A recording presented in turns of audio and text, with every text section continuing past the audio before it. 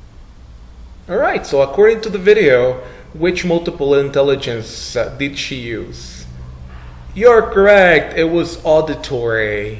Yeah, so all the listenings that we have on the class are auditory. So thank you so much for being in today's class. The purpose was to go with all of this information and to show you the importance of how to do a nice lesson planner and how to use the multiple intelligences. I wish you a great day and see you next time.